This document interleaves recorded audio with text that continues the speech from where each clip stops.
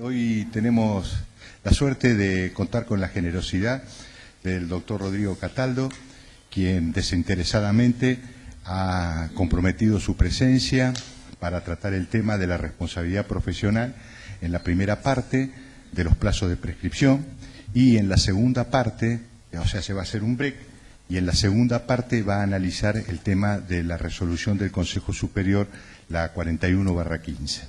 Que creo que es de mucha importancia para nosotros y para que ustedes entiendan por dónde va la resolución y por dónde va la jurisprudencia o por dónde va la nueva reglamentación.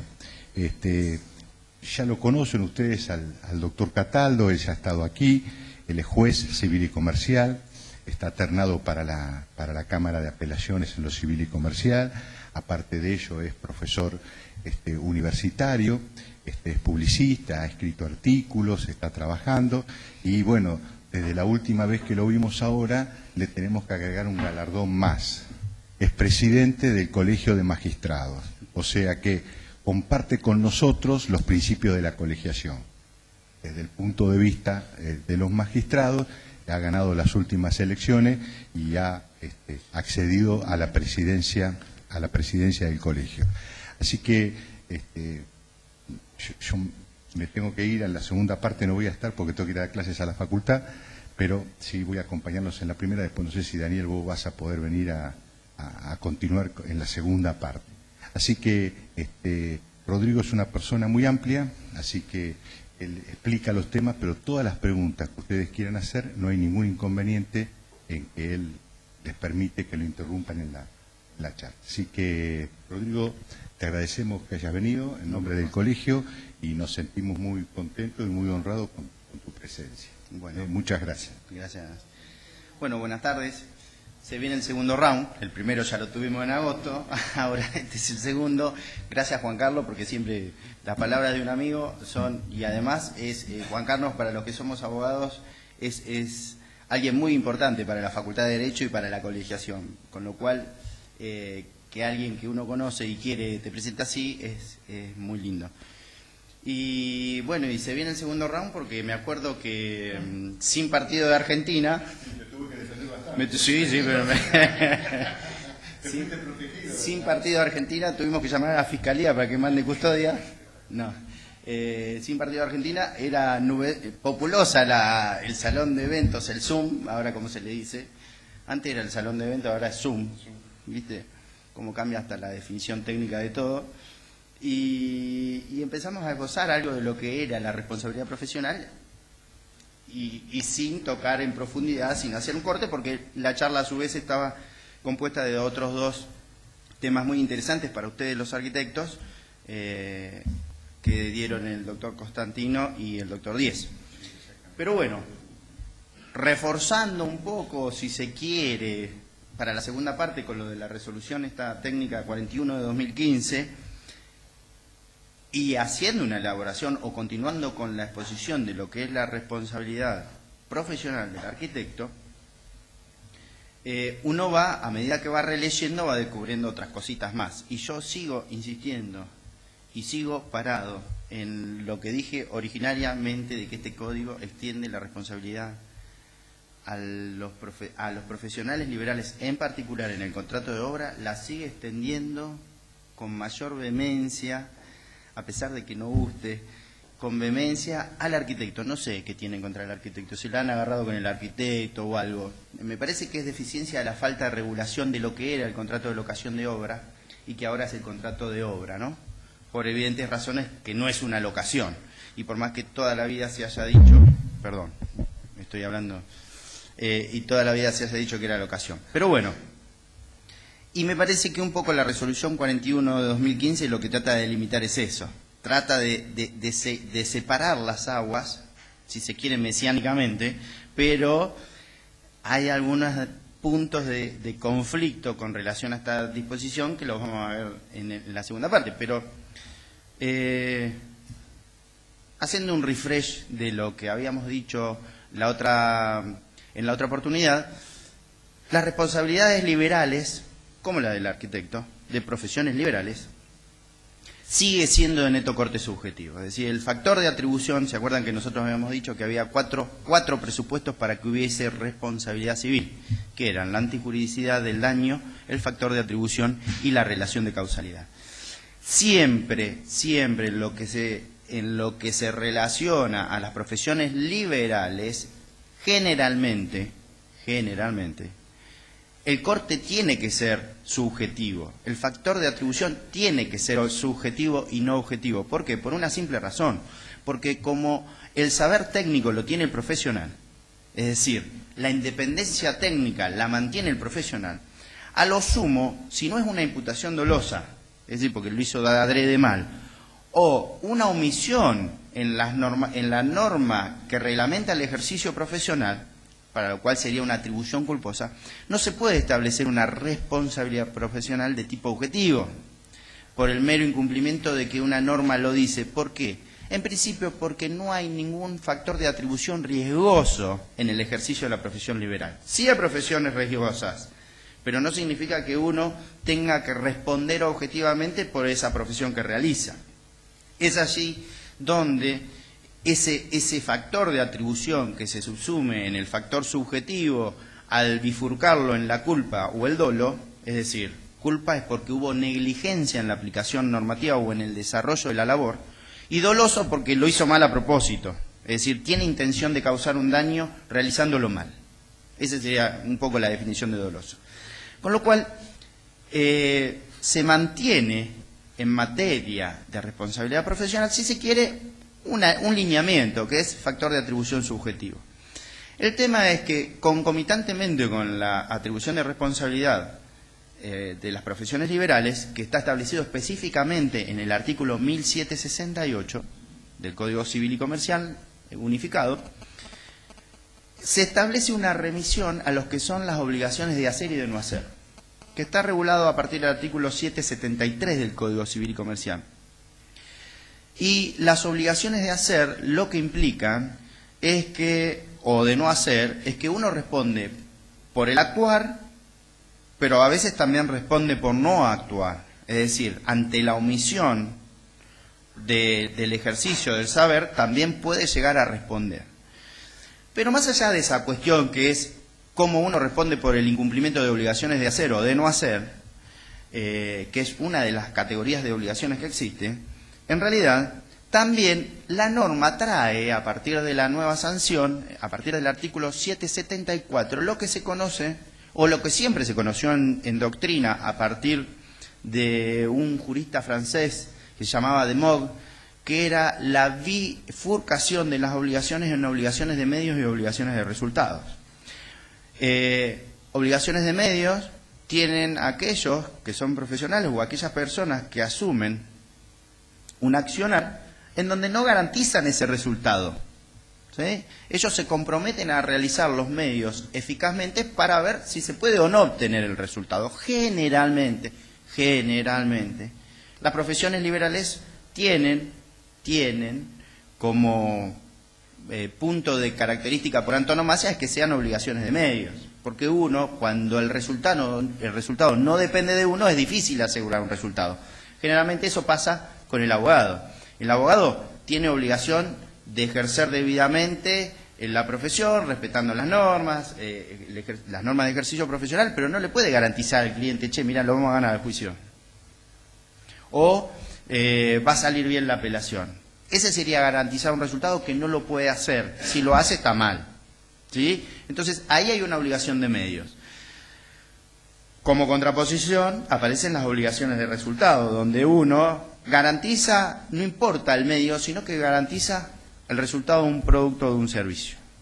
Ahí sí hay un resultado. Si yo quiero, por ejemplo, una casa pipí cucú, cuando voy y contrato con el constructor o la empresa constructora, a mí me tienen que dar la casa pipí cucú en el plazo acordado. Si al momento del vencimiento del plazo la casa no está, o está a medias y no está pipí cucú, ahí hay un incumplimiento del resultado. Ese resultado no fue eficaz y hay que responder. Pero la ley incorpora una triple categoría, si se quiere, que son las obligaciones de medio agravadas. Las obligaciones de medios simples están en el 773 inciso A, las obligaciones de resultado están en el 774, perdón, inciso A, las obligaciones de resultado en el 774, inciso C, en donde se habla incluso de la cláusula llave en mano, pero incorpora lo que serían las obligaciones de medios agravadas, donde uno, sin garantizar el resultado, se compromete a realizar una actividad determinada, con independencia del resultado. Y ahí de nuevo el ejemplo es el del abogado. El abogado no garantiza cuál va a ser el resultado del proceso, pero si hay una sentencia de primera instancia que le sale desfavorable, él tiene obligación de apelar por sus clientes. Es decir, ahí hay un medio agravado. Él tiene que apelar. Él tiene la obligación de apelar. Y después ver, él tiene la obligación de no dejar firme esa sentencia. No de decirle al cliente cómo va a salir en la cámara la revisión de la sentencia. Entonces, el analizar la responsabilidad implica analizar también qué clase de obligaciones son las que realizamos nosotros como profesionales liberales. ¿Sí? Si ustedes consideran que realizan solo obligaciones de medios, pues va a ser un poco más simple, quizás, si se quiere, y hablando mal y pronto, zafar de la responsabilidad, porque va a pesar sobre el actor la carga de la prueba, todo el onus probandi va a pesar sobre el actor, que tiene que venir a demostrar que ustedes dolosamente provocaron un resultado dañoso o negligentemente llevaron a cabo la actividad profesional. Con lo cual se dificulta la prueba de la responsabilidad. Ahí es como que es pesado para el actor acreditar esa responsabilidad. Claro, quizá otra obligación de medio es la del médico. Exacto. Pero la de la cirugía estética, la del cirujano estético, sí, ¿es una obligación de medio? Y no sé, si te garantiza que vas a quedar lindo, en mi caso estamos en el horno. O sea, pero, cuando pero o sea, para que vean, la misma actividad puede ser una obligación de medio. Exacto. Y la del esteticista, creo que se llaman, sería una obligación de resultado.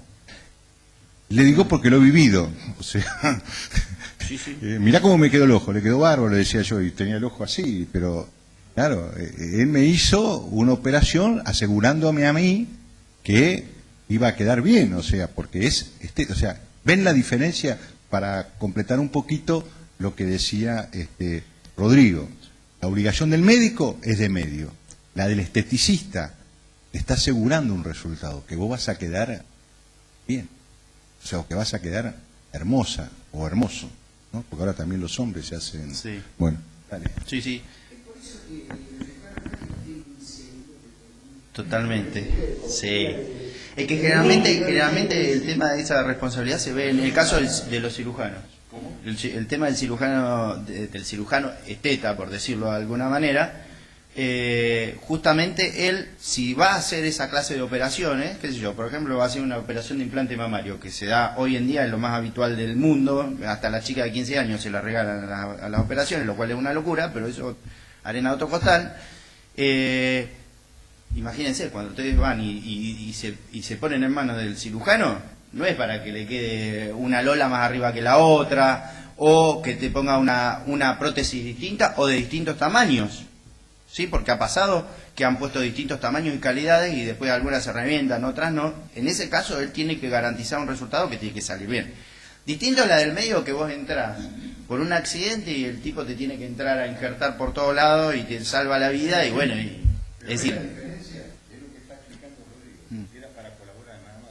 No, perfecto. Y aparecen, ya digo, en este escenario, aparecen estas obligaciones de hacer, de medios o de resultados, que complementan la responsabilidad profesional. ¿Sí? ¿La complementan en qué sentido? En saber de qué clase de naturaleza ejercemos nuestras profesiones liberales, si son obligaciones de medios, si son obligaciones de resultados. Ya todos sabemos que para los arquitectos las obligaciones que realizan son de medios. Los arquitectos piensan que son obligaciones de medios. Pero esto de las obligaciones de medios y de resultados no hay que confundirlo con el factor de atribución, ni con la índole subjetiva u objetiva de la responsabilidad, ¿sí? Son dos categorías aparte.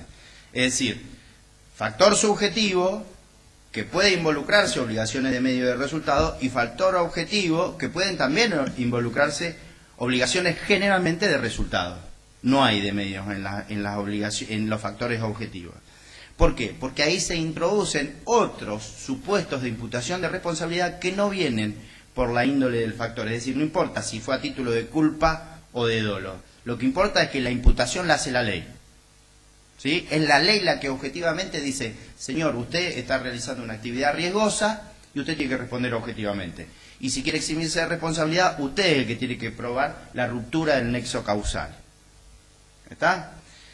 Esto que estamos tratando de explicar acá, no sé por qué cosa, por qué naturaleza, pero en el contrato de obra y en la responsabilidad profesional del arquitecto se mezclan. Y aparecen subsumidos los dos regímenes, el subjetivo y el objetivo. Y aparecen subsumidas las dos categorías de obligaciones, el de las obligaciones de medios y el de las obligaciones de resultado. ¿Y por qué digo esto? Y que un poco va a ser apuntar a algunas críticas, no nefastas, pero sí algunas críticas que tienen la resolución, como toda resolución que se dicta con un interés que hay de fondo, ¿no? Es como la ley. Toda norma tiene un interés. Depende de cuál sea el interés que nosotros querramos proteger, le vamos a meter la tónica, porque los abogados podemos fundamentar cualquier cosa. Es decir, en base a la ley, nosotros tenemos, cuando se dice, esta biblioteca me dice de este lado, y esta biblioteca del otro lado no me da la razón, y esta sí, en realidad es porque son posturas, y es porque, a pesar de ser una ciencia, la ciencia social, ser una ciencia, no es una ciencia exacta. Es una ciencia social, falible, y todos podemos tener distintos puntos de vista con relación a ciertas cuestiones. Por eso, en estos puntos, tiene que ser clara la ley. ¿Para qué? Porque cuanto más objetiva es la ley y más clara es la ley, menos posibilidad, lo que decíamos la otra vez con lo de la acción preventiva, menos posibilidad de interpretación en cabeza de los jueces. Si nosotros les sacamos la discrecionalidad a los jueces para que puedan llegar a resolver estas cuestiones, es decir, lo que se conoce en el mundo del derecho como las lagunas, las ambigüedades, las cuestiones conflictivas de derecho, las cuestiones de calificaciones, nosotros al objetivizar la norma lo que hacemos es sacarle discrecionalidad al juez. Es decir, que el juez no puede resolver lo que se le antoja. Es decir, que el juez puede, si bien tiene que tener algún criterio sobre determinadas cosas, porque no todo está regulado, es decir, no puede variar porque sí un factor de atribución el juez. El juez ya sabe que si es profesional tiene que aplicar un criterio de valoración subjetivo en cuanto a imputación de responsabilidad y no objetivo, en algunos casos. Y por eso digo, en este punto en particular, que es la responsabilidad de los arquitectos, nosotros cortamos ahí el otro día. Cortamos en la imputación subjetiva o en la imputación objetiva que hace la norma y hablamos sobre las obligaciones de medio y de resultado, y ahí los arquitectos decían, pero nosotros no prometemos resultados, y sacaron el constructor y el director de obra y el director ejecutivo y el representante y todas esas figuras que aparecen evidentemente para sanear alguna deficiencia que pasa en la praxis. Algo pasa, o porque son necesarias esas funciones, o porque evidentemente se requiere en cada una de las etapas de construcción a alguien que técnicamente, que es el que tiene el conocimiento, lo aplique en determinada oportunidad. Y ahí es donde se empieza a mezclar el factor. Y vamos a los ejemplos. Vamos a los ejemplos porque los ejemplos normativos son los más fáciles de ver. Fíjense que el régimen general pareciera ser el del 1768. La responsabilidad profesional es subjetiva. ¿Sí? Por eso yo apunté acá en uno de los... Ya arranca y en el tercer párrafo o el cuarto párrafo ya mete la pata la resolución. Porque dice, no hay actividad riesgosa. Pero sí, no hay actividad riesgosa porque lo dice la propia ley, que excluye la actividad riesgosa de las profesiones. Porque si vos optás por un sistema subjetivo de imputación de responsabilidad para las profesiones liberables, obviamente que no podés decir que si es subjetivo también genera un riesgo la profesión, ¿sí? Entonces, y además porque expresamente lo excluye la norma. Pero más allá de eso, esa imputación subjetiva pareciera ser el alcance general de la profesión liberal. Profesión liberal que además está excluida de la Ley de Defensa del Consumidor. Expresamente excluida. Es decir, el Estatuto Normativo de Orden Público de Defensa de los Consumidores y los Usuarios no se aplica a las profesiones liberales. Gracias a Dios. ¿Por qué? porque la responsabilidad que genera el incumplimiento de las normativas del derecho de consumo son solidarias. Cuestión que en materia de responsabilidad profesional no nos conviene la solidaridad, porque si nosotros hacemos responsables solidariamente a todos, responde el que hizo los planos, el director de obra, el proyectista, todos. Hasta el señor que le va a entregar la llave y la inmobiliaria, todos responden. ¿Por qué? Porque esa es la responsabilidad que provoca el artículo 40 de la ley 24.240 de defensa del consumo. La responsabilidad solidaria, desde que nace el producto o que se hace el producto hasta que se pone en la mano del consumidor. Lo cual es una responsabilidad de todos, y además, por ser solidaria, porque tiene la misma causa. ¿Cuál es la misma causa? La violación de las normas de derecho de consumo. En materia de responsabilidad profesional no se aplica eso, gracias a Dios. Pero sí hay una norma parecida en materia de responsabilidad civil por ruina, por obra ruinosa u obra que no puede cumplir el objeto para el cual fue creada.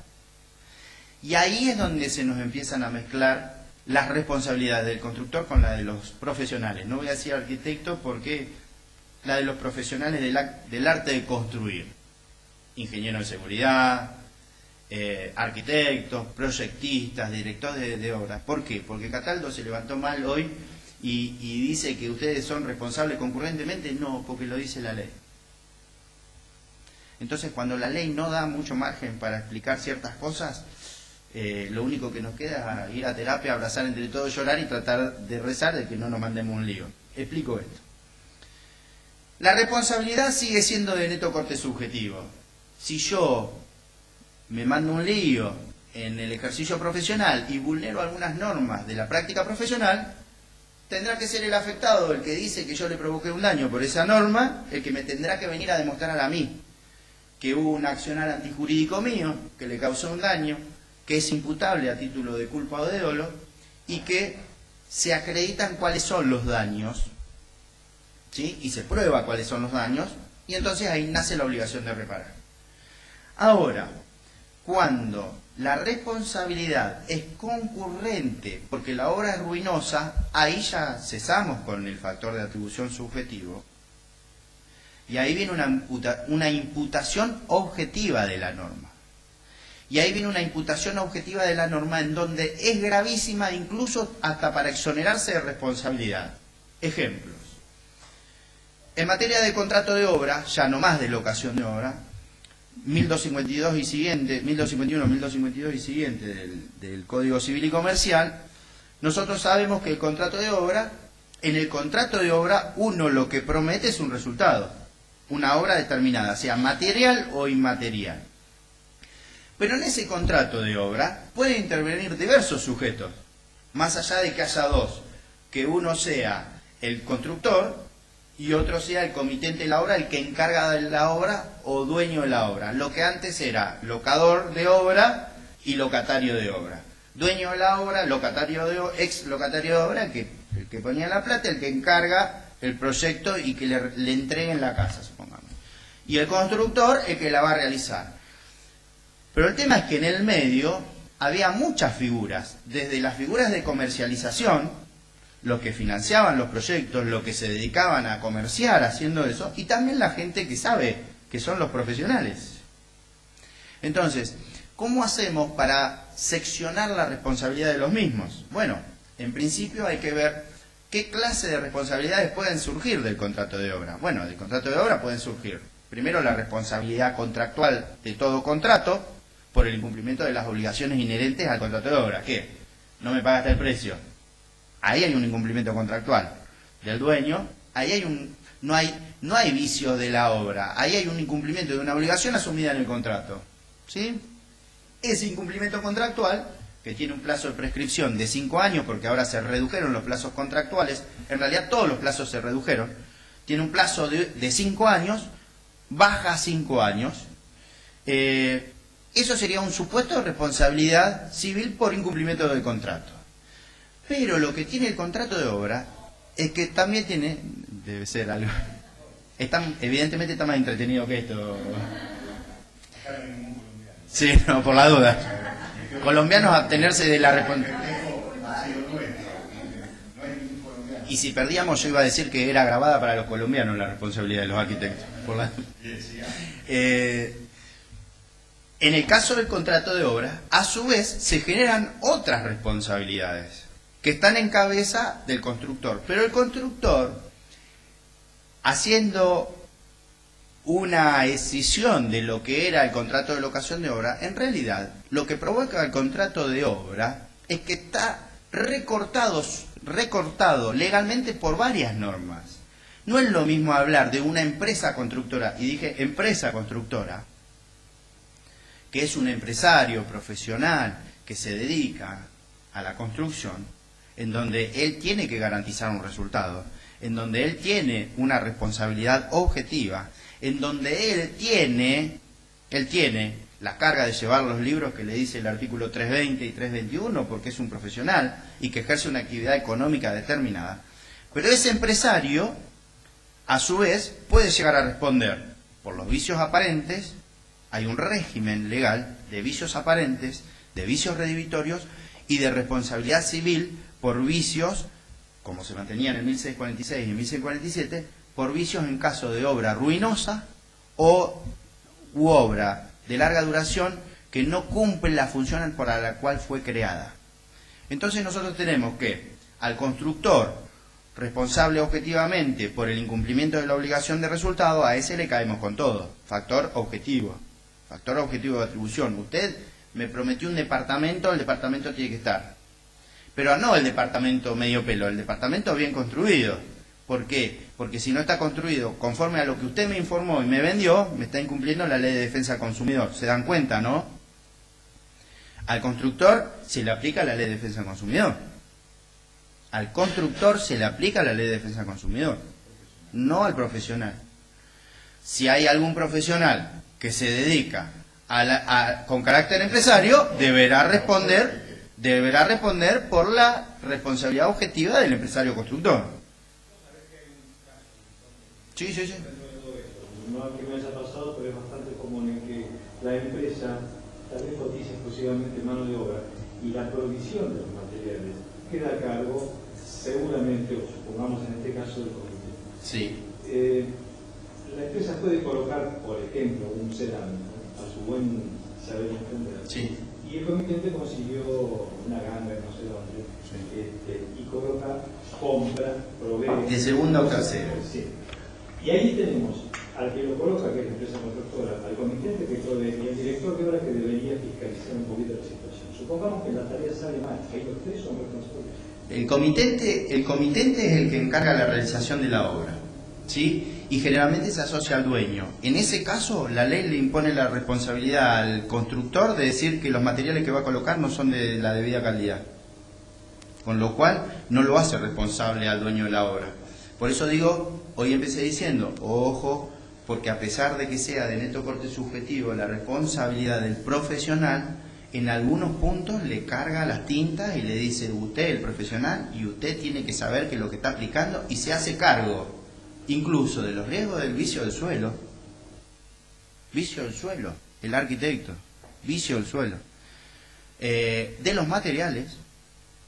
Y es más, establece una regulación específica en el caso del contrato de obra. Yo creo que vino Bernardo a hablar de contrato de obra, pero establece cuándo hay que repararlos, incluso le dice cuándo le tiene que devolver al constructor los cuando la pérdida sin culpa del constructor y sin culpa del comitente. Es decir, creo que acá la lógica en el contrato de obra se agravó para el caso del constructor, que en realidad lo que vino a hacer es blanquear que siempre fue objetiva y que además se le suma las normas de defensa del consumidor, pero, por eso estoy desarrollándolo, para los profesionales que intervienen en el proyecto, es decir, en el íter constructivo, para decirlo, desde que se proyecta hasta que se entrega, ojo, porque hay responsabilidad agravada. Y ahora vamos hacia eso, porque ese tema que usted menciona está expresamente previsto en donde le carga la responsabilidad al constructor. Sí, porque le dice, provea o no provea de los materiales, usted es responsable si no avisó que los materiales eran de mala calidad. No. Ahí habla de constructor. Pero ojo. Pero ojo. Porque ustedes están acostumbrados a segmentar la responsabilidad, lo que es el director, del constructor, del director técnico, o del representante técnico, o del ejecutor por contratos separados o no. Por eso empecé a hablar, ojo, porque hay responsabilidades contractuales básicas. Esto que estamos hablando de que no avisó de la mala calidad de los materiales, por más que se los haya aportado